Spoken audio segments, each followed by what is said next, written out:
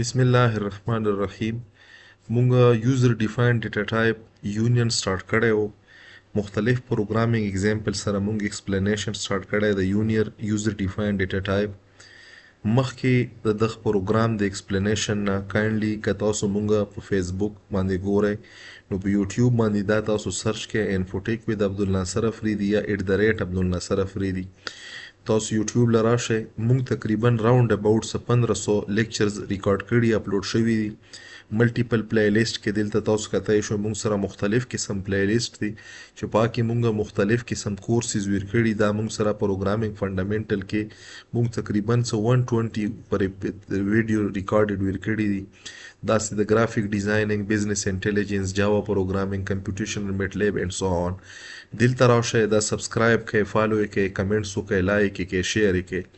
بیا که تاسو چیرته مطلب ټیک ټاک یوزر وئ، ټیک ټاک استعمالوئ، نو کایندلی په ټیک ټاک باندې دلته به راشئ پروفیسر عبدالناصر افریدي، دا به سرچ کړئ، فالو کړئ، مونږ ته کمنټس وکړئ په ویډیو باندې. کمنټس نه علاوه مونږ ویډیوګانې شیر کړئ چې ډیرو خلکو ته ورسیږي، چې فایده ورته ورسیږي. نو هوپفولي چې تاسو به مونږ سره په دغه کې کوآپریشن کو. تاسو به دا ویډیوګانې شیر کوو، کمنټس هم پې کو، لایک کوو به، او دا نه علاوه مونږ به فالو کوئ. کایندلی صرف کتل ما کې په د فالو بټن باندې کلیک کړئ.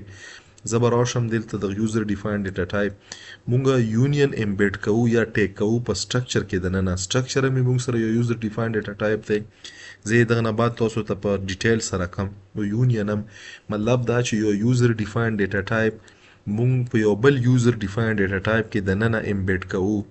مطلب مونږ ویلی شو چې یوزر ډیفاینډ ډیټا ټایپ انساید انادر یوزر ډیفاینډ ډیټا ټایپ.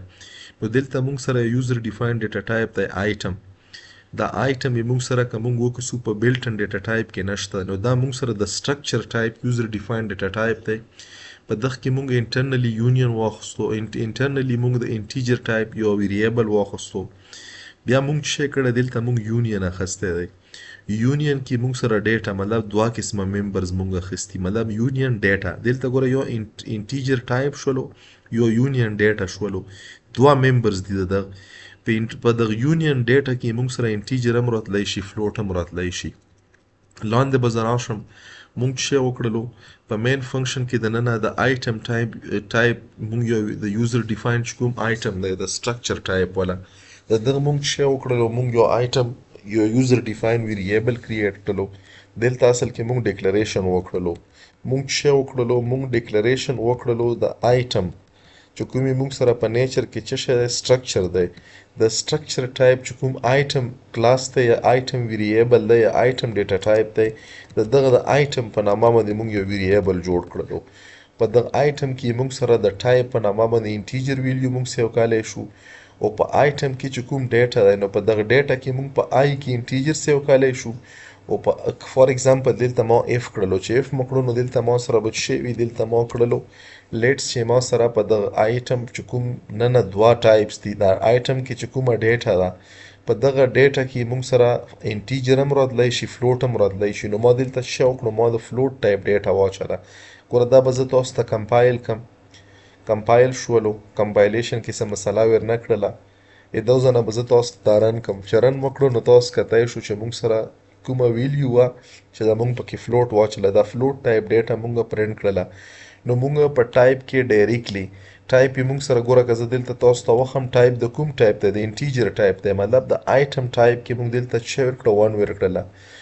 لاندې مونږ سره کوم دا دی نو په دغه کې مونږ څه ورکړله د فلوټ دپاره. مطلب دا چې په ډیټا کې دننه ګوره په دغه کې دننه یو بلټن ډیټا ټایپ دی. په دغه کې دننه دا یو یوزر ډیفاینډ ډیټا ټایپ دی، او په دغه کې دننه مونږ سره بیا دوه ټایپس دي چې انټیجر هم کیدی شي، فلوټ هم کیدی شي. نو دا یو یوزر ډیفاینډ ډیټا ټایپ په یو بل یوزر ډیفاینډ ډیټا ټایپ کې څرنګه مونږ استعمالولی شو. نو په دغه پروګرامینګ اگزامپل کې مونږ دا وکتو. ښه یو نیکسټ پروګرامینګ اگزامپل ګورو. ګوره دلته مونږ څه وکړلو، مونږ یو سمپل په نامه باندې یوزر ډیفاینډ ډیټا ټایپ د یونین کلاس دی یونین ټایپ والا دلته څه وکړو، میپینګ وکړلو.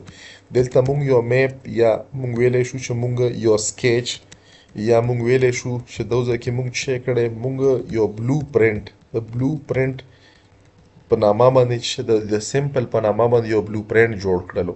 چې په دغه کې موږ سره دوه قسمه ویلیو دي. فار ایگزامپل دلته ما دریم قسم کریکټر سیج درې قسمه ویلیو دي. اوس موږ سره به د دغه سایز څه شی وي، د دغه سیمپل چې کومې موږ سره بلو میپ دی یا سکیچ دی، د دغه سیمپل سایز به موږ سره د دغه ډبل مطابق وي. ګوره زما دا کمپایل کړلو، کمپایلیشن نه بعد موږ الریډي دا ډیمونسټریټ کړی مو، خو زه تاسو ته بیا وښیم. دا مې رن کړو نو ما سره به شي سایز راغلو 8 بایټ. دا 8 بایټ د څه شي سایز دی؟ دلته به زه تاسو ته ولیکم په ډبل کوډ کې دننه میسج کې سایز آف دا سامپل چې کوم موږ سره میپ دی، د سامپل میپ یې موږ سره سایز په بایټ کې څومره بایټ دی.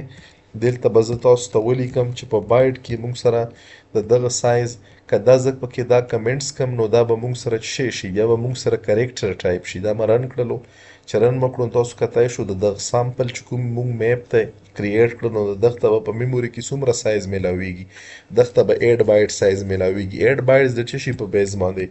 ګوره دا موږ سره 8 بایټ دی، دا چې کوم دی دا موږ سره 4 بایټ دی، او دا کریکټر چې کوم دی دا موږ سره څه شی دی، دا موږ سره 1 بایټ دی. نو همیشه لپاره په یونین کې چې کوم پکې د یونین په ممبر کې ټولو نه هایر سایز وي، نو دغه یونین ته به موږ چې د یونین کوم ډیټا ټایپ دی دغه ته به دغه ټایپ څه میلاویږي، سایز میلاویږي. نو په دغه اگزامپل کې موږ وکتلو چې په دغه میپ یا سکیچ یا بلو پرنټ کې چې کوم موږ د سامپل په نامه باندې جوړ کړو، په میموري کې دغه میپ ته یا سکیچ چې کوم سامپل دی دغه کې چې کومه میموري الوکیټ کیږي دغه سامپل ته دا به څومره بایټ کې وي، نو دا به همیشه لپاره چې کومې موږ سره میکزیمم سایز ولا ویریبل وي د هغه مطابق پیساین کیږي. نو هوپفولي چې په دغه پروګرامینګ اگزامپل د دوه پروګرامینګ اگزامپل کې به د یونین چې کوم یوز دی، union inside another user defined data type structure کې او د union چې کوم سایز وي نو دا به تاسو ته کلیر شوي.